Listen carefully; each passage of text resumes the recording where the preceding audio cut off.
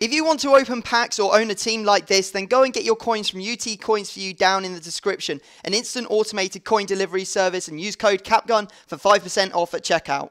You're right guys, it's Capgun Tom here, and welcome to episode number 29 of the Road to Real. Now this is a big episode because we are making our biggest signing of the series so far, so make sure you smash the like button now because it is absolutely ridiculous.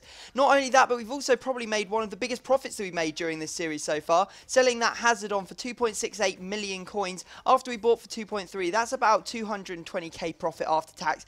Amazing stuff going on the trading front. And here it comes, the big signing. Now, you're probably wondering, why are you just making the big signing now? It's so random for you to just go get him now. The reason that I wanted to buy the second informed Bale was because I don't like playing the central formation. I don't like playing the 4-2-2. I want to go back to how we were before when we were winning all our games, playing the 4-3-3 with Benzema up front, Ronaldo on left wing, and of course because we've got that informed Di Maria, that means he has to play central where Bale was before, and we need to get the informed Bale so that we can play him at right wing. So there you go. We had to make the signing just so the formation would work, and of course Bale is going to be getting taken out. We need to sell on this old Bale now because, well, basically we have no coins left. We pretty much spent them all on this Bale. We paid 3.3 million coins for him. It's the cheapest I'd seen him in ages, by about 300k or something, so I just binned him off the market, and pretty happy to buy him, to be honest. That means we can go back to the 4-3-3 formation.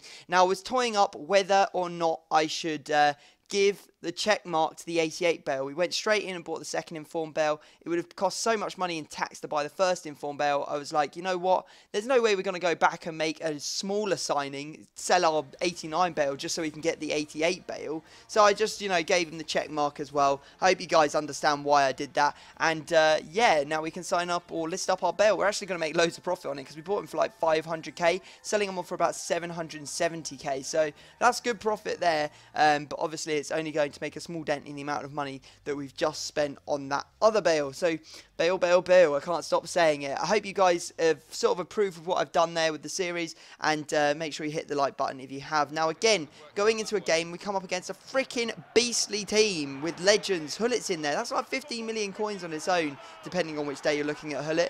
But fortunately for us, we were holding the ball well. 88th minute came round, managed to throw it over the top to Ronaldo, and he heads it in. And then he went on tilt because I basically held it around the back. I really wanted to win this game, and then I saw the chance to counter-attack. I threw it out to Ronaldo, went up the wing, just passed it into Benzema, and Benzema finished nicely. No debut goal for Bale, but still absolutely great stuff from the team against a much, much stronger squad, and I was pretty happy with the performance. Anyway, Bale's gone, sold him for 778, which is awesome, and now we can go and play another game. There's nothing else to look at, is there? We're not going to make another signing this episode, or another signing for quite a few episodes, I don't believe, because, well, we haven't got any coins left. We got it after we sold everything that we have left in our club. We're probably going to have about 1.4 million coins. I also listed up the Benzema. I don't know if you saw it. There was Benzema that we still had in our club that was, you know, going up in price, so I just kept him. We bought him for like 140. We listed up for 190. In hindsight, I should have still kept him because he's now at 210 and probably still rising. Now, we managed to get the ball there with Bale to score his first ever goal, and yeah, the guy decided to bail out. Get it? Bail out because Bale scored a goal against him. I know, right? I'm a genius when it comes to jokes. Anyway, you can see there we get another 3 points on the board, which is good because, you know, we lost our first game in the division and we really need to push forward and hopefully pick up a lot more points along the road. If we want to challenge for that title again, we can't really afford to lose any games. So everything's looking good on the playing front. We finally managed to get the team to sort of work. We've got, you know, the 4-3-3 back, which is how Real Madrid really need to play. There's still a few areas that I'm a little bit concerned with, but we'll talk about them later. You can see that we managed to sell the Benzema and the two Armeros. Now we've done a trading session. First up, picked up a Rodriguez for 254k on a bin, listing up for 299k on a bin. Picked up, I think it was Garay there for 54, listing up for 63, I think. Coutinho we bought on a bid for 63, listing up for 79.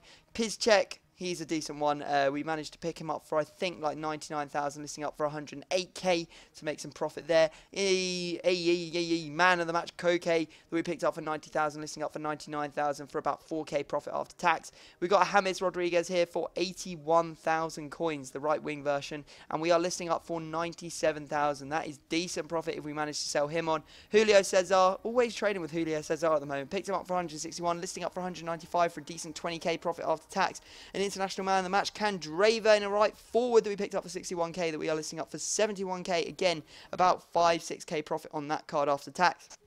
And then finally, we have the first informed Fabregas that we picked up for about 180, listing up for 200 for a meager 10k profit after tax, which is all good. I'm very happy with the trading there. And now we can push forwards and get into our final game of the episode. Now, this guy has got the transferred Rodriguez in his team. You can see him there playing the central mid position in his squad. And yeah, some of the players aren't on full chemistry, but still looks like a decent team. So pretty dangerous, and we're going to have our work cut out, that's for sure. So here we go. We're diving into the game, and you can see I actually dominated. I really did dominate for the first, I think, 40 minutes of the game. I had chance after chance. We managed to convert one of them with Modric to make it 1-0. And then look at this. What on earth are you doing, Casillas? I didn't pass it back to you. Why didn't you just pick that up?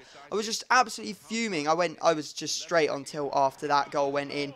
And as you can see, I looked at the stats. I was like, you don't deserve to be in this game at all. I had all the possession. Well, not all the possession, but I had all the chances. That was your first shot on target, and you managed to score it because my goalkeeper's an absolute derp.